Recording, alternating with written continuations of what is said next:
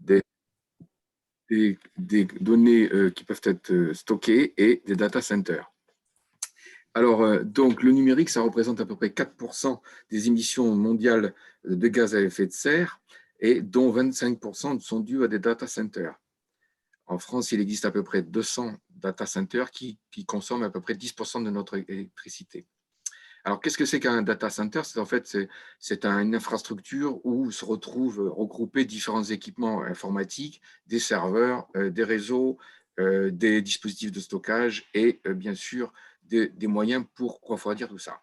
À la différence avec le cloud computing, qui réfère lui plutôt à tout ce qui est ensemble de réseaux, serveurs et unités de stockage, pour lesquels les utilisateurs se connectent aux différents data servers via une connexion Internet sécurisée. Alors, quels sont les avantages et les désavantages de ces inconvénients de ces data centers? Bien sûr, l'avantage premier, c'est, pardon, il y a des échos. Premier, c'est la réduction du coût du fonctionnement, des espaces de l'alimentation, etc. La réduction du coût d'achat des logiciels, une rapidité d'analyse des logiciels, et puis bien sûr, une grande puissance de calcul et des grands volumes de données à pouvoir acquérir. Par contre, la consommation de ces data centers est importante et il y a aussi un risque soit de piratage, soit de destruction physique des serveurs.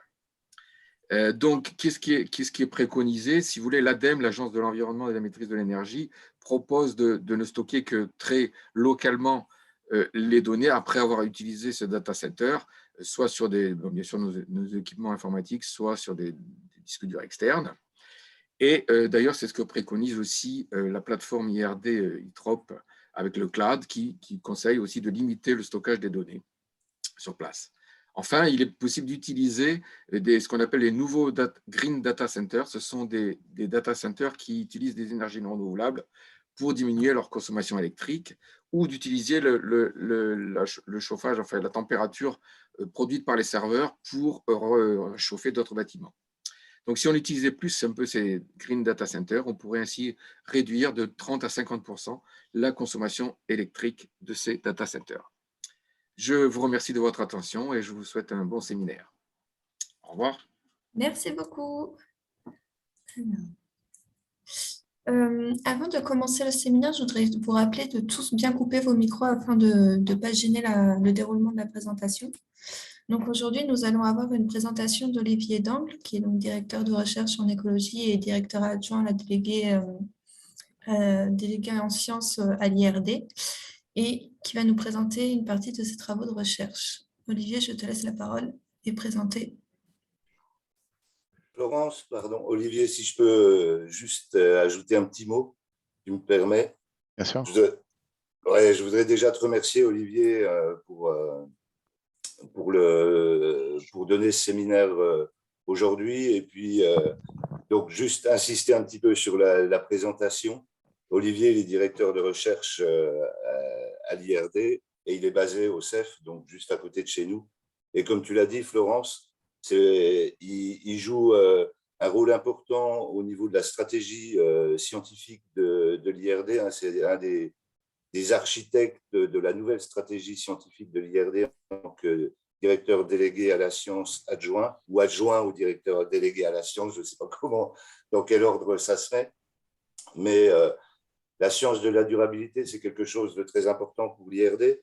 Vous vous en rendrez compte, je pense, Olivier, c'est des choses qu'on fait sans le savoir et qu'on ne fait peut-être pas correctement et que l'IRD a décidé de s'emparer de cette thématique pour être un peu le chef de file au niveau national et au niveau international sur cette science de la durabilité. Et Olivier est là pour nous expliquer un petit peu ce que c'est.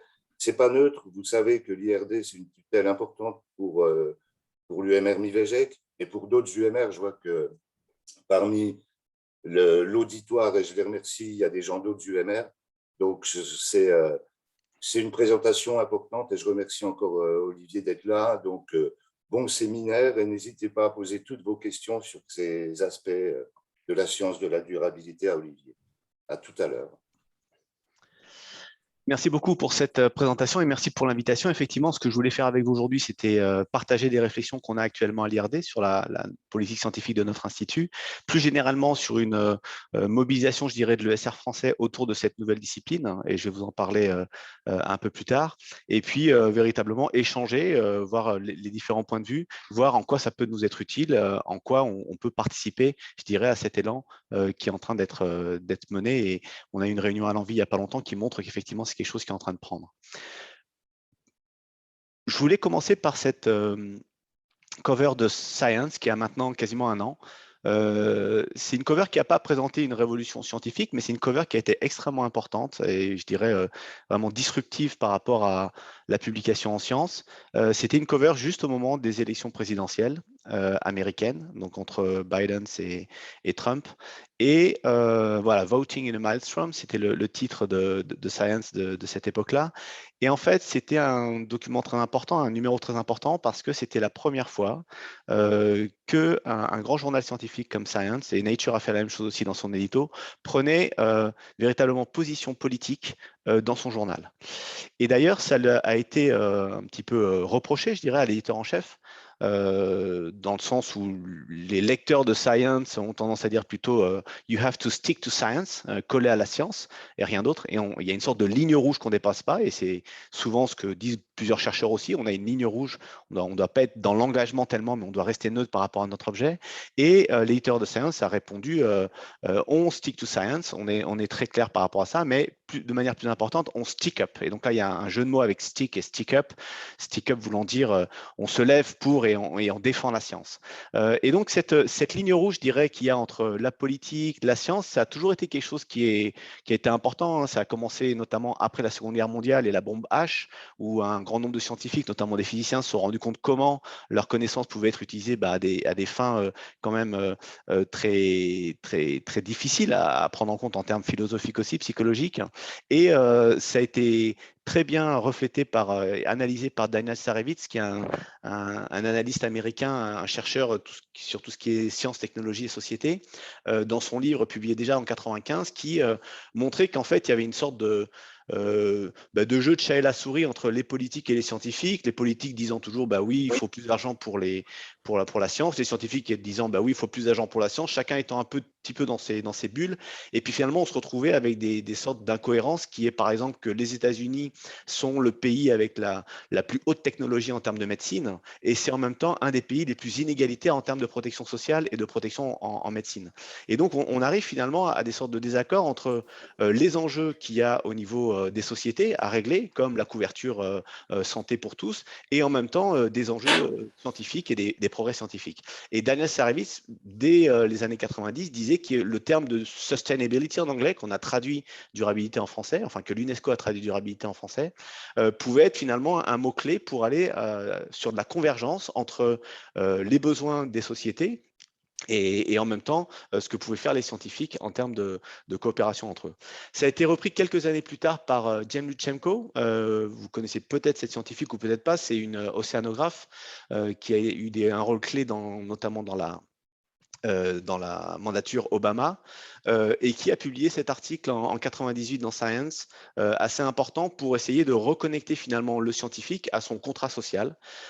Et donc, le fait de dire que effectivement, on doit continuer aussi à faire de la recherche de qualité, et petit à petit, peut-être à réinsuffler un contrat social pour avoir une société qu'elle appelle ecologically sound, economically feasible and socially just. Donc, c'est vraiment les aspects à la fois écologiques, économiques et sociaux qui sont importants. Alors, dans ce contexte-là, vous avez sûrement entendu parler des ODD, peut-être que ça vous a donné des boutons, on va y revenir juste après pour vous montrer qu'il n'y a rien vraiment de très urticant dans ça, mais comme vous le savez, il y a eu en 2015 donc, les Nations Unies qui ont, je dirais, continué ce qui avait été fait avec Biodiversa, avec le Millennium Assessment, c'est-à-dire essayer de mettre en place des grandes directions pour pour la science finalement, enfin en tout cas pour les enjeux diplomatiques et politiques, autour de 17 objectifs de développement durable. Vous les voyez là classés en termes d'objectifs plutôt liés à la biosphère, donc protection de la biodiversité, des océans, de l'eau, du carbone, des sociétés, de l'économie. Et le 10e, le 17, c'est le partenariat, donc finalement à l'IRD notamment, au CIRAD aussi par exemple, le partenariat étant tellement important et dans notre identité qu'on est en tout cas pris là-dedans, au moins par l'ODD 17. Est venu ensuite, quelques années plus tard, ce rapport qui est important sur le rôle de la science pour aller vers ces objectifs planétaires, The Future is Now, dans lequel véritablement on donne des pistes et on demande notamment des financements encore plus à la recherche pour aller vers des solutions durables à ces grands enjeux. Dans tout ce discours qu'il y a eu les dernières années, il y a eu véritablement une voix qui a été portée de manière très forte aux pays du Sud, parce qu'effectivement, ces problèmes sont globaux et nombreux des problèmes qu'on a dans les pays du Nord sont liés à des problèmes des pays du Sud. Et donc, on se rend compte du besoin d'une éthique du partenariat avec le Sud pour, d'un côté, écouter les leçons qui peuvent venir du Sud et qui sont présentes et qui peuvent permettre de remplir de donner des solutions durables, et en même temps avoir cette éthique du partenariat en termes de comment on fait la science nous-mêmes au Nord par rapport à nos relations vis-à-vis des pays du Sud.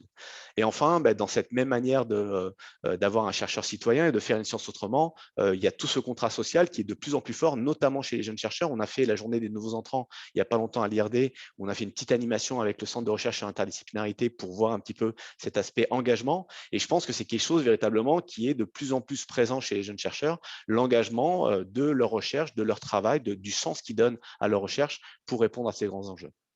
Alors, juste pour vous faire une définition assez courte, la science de la durabilité, concrètement, c'est l'étude des interactions complexes entre les systèmes naturels, sociaux et techniques, et la manière dont ça évolue dans le temps et l'espace. Donc, il y a toute la dimension dynamique, et ça prend en compte donc une approche systémique du maintien de la vie sur la planète, du développement socio-économique et du bien-être humain. Donc, on revient ici un petit peu à la notion qu'avait donnée James Bushemko. On est globalement, j'aime bien reprendre cette image du pont, à toujours essayer de faire ce lien entre ce qui peut être fait dans le milieu académique, et vous voyez qu'on a ces silos au niveau académique entre les sciences, les ingénieurs, les humanities, le fait que les chercheurs doivent de plus en plus aller vers de la recherche convergente. C'était un programme de la NSF il y a quelques années sur Convergence Research, d'essayer de beaucoup plus travailler sur des projets de recherche en commun, où vous voyez que les petits bonhommes qui sont chacun avec leur couleur, leur discipline, en viennent petit à petit à plus travailler et arriver sur le pont finalement en étant un peu hybride avec ces différentes couleurs. Et de l'autre côté, les problématiques très concrètes des sociétés, avec aussi des solutions qui sont trouvées concrètement, puisqu'il y a des savoirs locaux qui sont là, et le fait ensuite de faire retrouver ces deux types de savoirs, locaux et scientifiques, pour aller vers des solutions. Ce qui est important aussi sur ce schéma, c'est la partie du bas, le wasted knowledge. C'est en fait la science de la réalité, essayer de trouver des solutions durables en évitant finalement ces connaissances qui sont parfois mises à disposition. Les chercheurs pensent par exemple qu'en publiant, en ayant des modèles de prédiction, etc., ça va directement à la société. On sait que ça ne passe pas comme ça. Et de la même manière, il y a des idées des fois qui viennent de la société qui ne sont pas prises en compte. Et donc, ce pont cherche aussi à essayer d'éviter ce puits à déchets, je dirais, d'idées qui fait qu'on ne parvient pas à résoudre ces grandes problématiques.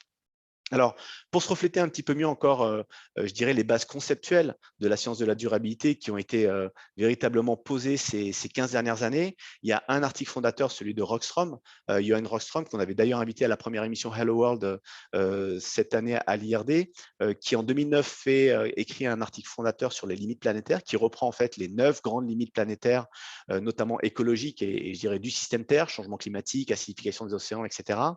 Et à cela a rajouté Kate Raworth, une économiste qui a travaillé beaucoup chez Oxfam, un plancher social. Donc, c'est ce que vous voyez dans le bas du donut, c'est ce qu'on appelle ici le donut.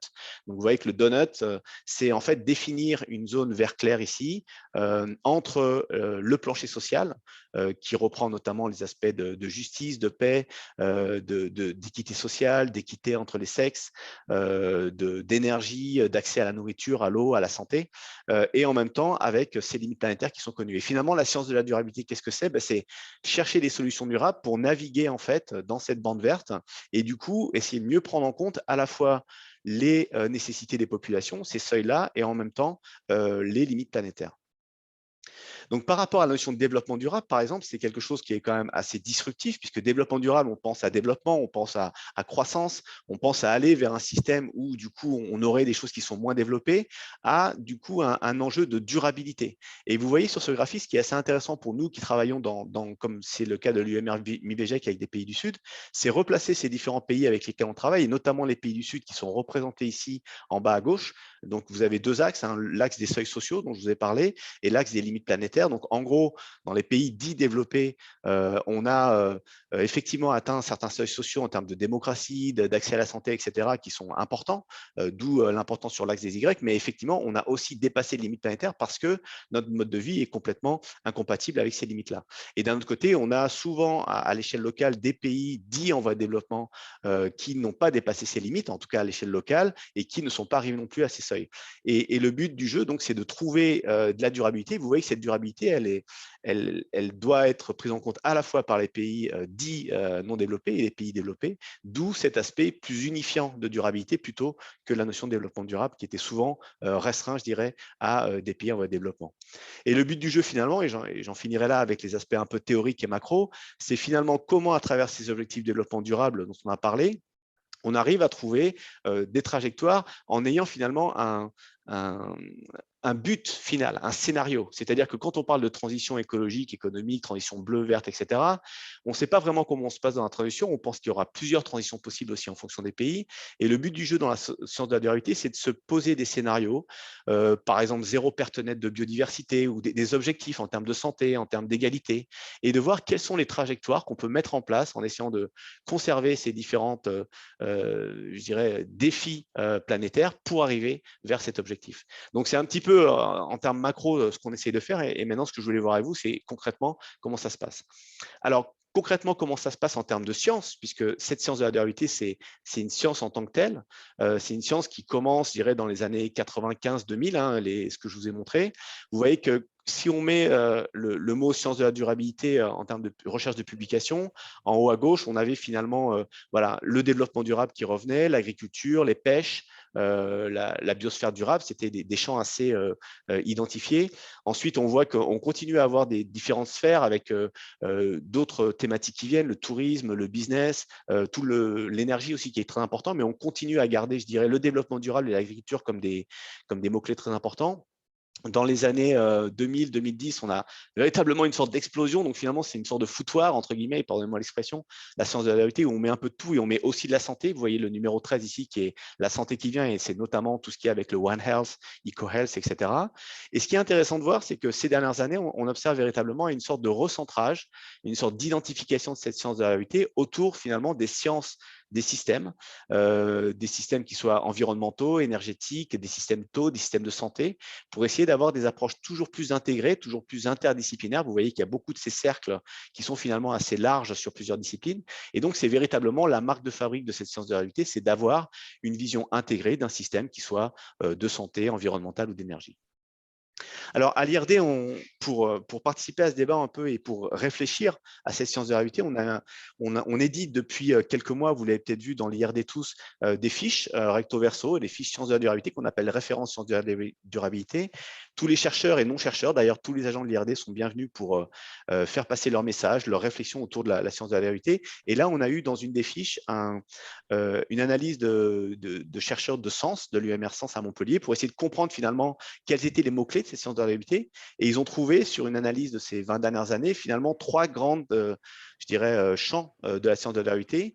Comprendre, donc véritablement comprendre ces systèmes dont je vous ai parlé, l'adaptation de ces systèmes, la résilience de ces systèmes, la vulnérabilité, les aspects vraiment socio-écologiques de ces systèmes, les dynamiques sociales et écologiques, politiques, etc., ce que je vous ai montré sur le donut. Il y a une autre notion qui est très importante, c'est la notion de transformation, c'est-à-dire qu'est-ce qu'on fait pour aller vers cet objectif dont je vous ai parlé, de ces pathways, comment on arrive véritablement à transformer les systèmes et non pas avoir des systèmes seulement qui s'adaptent, parce que finalement, s'adapter, c'est aussi accepter les modifications de la Terre, accepter les feux, accepter le changement climatique et ne pas avoir quelque chose de disruptif ou de transformatif pour aller sur un autre système. Donc là, on est tous sur des aspects de transformation, d'éducation, de transition, mais aussi il y a tout l'aspect d'innovation et de recherche donc, de cette complexité de problèmes. Et enfin, il y a tout un aspect qui est important et qui nous parle aussi, nous, à l'IRD, mais je pense aussi dans les UMR globalement de l'IRD, c'est cet aspect co-construction, de comment on fait justement pour faire cette science des systèmes, une science plus interdisciplinaire. Et donc, il y a les aspects de communication, d'engagement des parties prenantes, d'épistémologie aussi pour se comprendre entre disciplines qui sont importantes. Donc ça, c'était pour vous donner un peu une vue d'ensemble de qu'est-ce que c'est que cette science concrètement et comment elle se met en place. Donc, pour résumer, on est maintenant dans une science de la durabilité qui cherche à faire ce pont. Et alors qu'avant, on était plutôt dans une approche descendante depuis le savoir jusqu'au besoin, on est véritablement à l'heure actuelle dans une approche de co-construction. S'il y en a certains d'entre vous qui étaient au nouveau sommet Afrique-France il y a quelques semaines à Montpellier, ça a été vraiment un message fort de nos partenaires africains de dire on veut être dans la co-construction, on n'est plus dans le développement comme vous le voyez. D'ailleurs, l'AFD, l'Agence française de développement, pense à changer de nom pour aller plus sur des aspects équitables et des aspects d'investissement durable. Et donc, on voit qu'il y a un changement de paradigme qui est en train de mettre en place. On a des limites planétaires qui sont mises en place, on a des seuils sociaux et on essaie de construire des solutions durables dans ce système-là. Alors, après cette première partie, je voulais revenir un petit peu sur ce qu'on fait. Effectivement, Frédéric, quand il a dit à l'IRD ou dans les UMR de l'IRD, finalement, on en fait un petit peu déjà. Et c'est vrai qu'on peut voir plusieurs ici thématiques, je dirais, à l'IRD qui sont assez phares de l'IRD, notamment des thématiques environnementales sur Ebola, les pêcheries, l'agriculture durable, la gestion de l'eau. En fait, ces approches-là à l'IRD sont souvent faites avec des approches finalement très sciences de la durabilité. On connaît, par exemple, et ce n'est pas à vous que je vais l'apprendre, toutes les approches de transdisciplinarité, de coopération entre disciplines pour l'étude des maladies. Ebola, c'est un cas flagrant, et notamment avec cette approche anthropologique et sociale très importante autour des rites funéraires pour bien comprendre la diffusion de la maladie et trouver des solutions à la diffusion de ces maladies. Les pêcheries, c'est un petit peu la même chose, mais sur les approches systémiques, la complexité du système marin, du climat, des réseaux trophiques, mais aussi la complexité de l'interaction avec les ports de pêche et toute l'économie qui est basée là-dessus. L'agriculture durable, il y a toutes les dimensions locales et globales qui sont très importantes, c'est-à-dire comment on arrive à partir de solutions très locales d'agriculteurs en termes d'agroécologie à avoir une sécurité alimentaire au niveau d'un pays ou d'une région. Ça, c'est des véritables problématiques qui font que encore on lutte aujourd'hui pour avoir cette agriculture durable. Ou en termes de gestion de l'eau, là, on a toutes les recherches multi-acteurs, participative, c'est typiquement un enjeu, un commun où il y a beaucoup de friction entre les différents acteurs. Et là encore, on a beaucoup de choses qui sont faites à l'IRD et ailleurs sur ces aspects-là. Alors, quand on parle de sciences de la réalité, je pense qu'il y a eu une mauvaise vente dès le début parce qu'on a parlé beaucoup des ODD et c'est vrai que ça a donné un peu des boutons à de nombreux chercheurs qui ne veulent pas forcément se faire imposer un agenda international en termes de recherche. Et en plus, on peut dire finalement, ça va leur passer, c'est une sorte de mode. On attendra la prochaine fois. Et effectivement, il y a des signes qui montrent que certaines fois, peut-être que maladroitement, les universités ou les centres de recherche ou les instituts de recherche prennent un petit peu ça comme une mode. Alors, il y a Elsevier ou d'autres éditeurs qui ont compris qu'il y avait du business à se faire et donc ils proposent directement aux grands centres de recherche de classer les différentes publications qu'on fait en fonction d'ODD. Donc, en gros, vous publiez comme d'habitude dans votre journal de prédilection, Ecology Letters ou Infectious Disease ou PLOS Neglected Tropical Disease, je ne sais pas exactement. Et puis, chacun a une petite teinte en ODD. Et donc, finalement, on a un classement ODD, tout le monde est content. Puisqu'on répond aux ODD, on continue à faire notre recherche. Et vous voyez que l'INRAE, par exemple, est numéro 4 en termes d'ODD 2, que Wageningen est numéro 5, pardon, Wageningen est 4 en termes d'ODD 2. Voilà, c'est une sorte d'ODD washing. Et finalement, ce n'est pas très intéressant. Ce qui est plus intéressant, c'est d'aller derrière les ODD, d'aller dans les 169 cibles qui, encore une fois, n'ont pas été définies comme ça au hasard et pas seulement par des politiques, mais aussi en interaction avec des scientifiques pour savoir quels sont les freins et quels sont les bottlenecks à remplir par rapport à ces grands enjeux. Dans l'ODD 3, qui est l'ODD qui vous intéresse dans l'UMR, MIVEGEC, il y a des objectifs. Donc, on est sur, vous voyez, ces pathways et sur les objectifs finaux qui sont en termes de maladies, d'épidémies du sida, tuberculose, paludisme, renforcer les moyens dont disposent tous les pays, en particulier les pays en développement en matière d'alerte rapide, etc. Ça, voilà, c'est typiquement, je pense, des phrases qui vous parlent, vous, en tant que chercheur. C'est dans les ODD et c'est finalement des cibles qui sont extrêmement bien, je dirais, identifiées dans les ODD et qui sont utiles pour nous en termes d'institution. Là, je vous parle en tant que directeur délégué à la science et en tant que personne qui essaye de voir comment les recherches de l'IRD peuvent aider à cette politique scientifique et ensuite à la réponse des ODD. On voit clairement qu'on a des choses à apporter.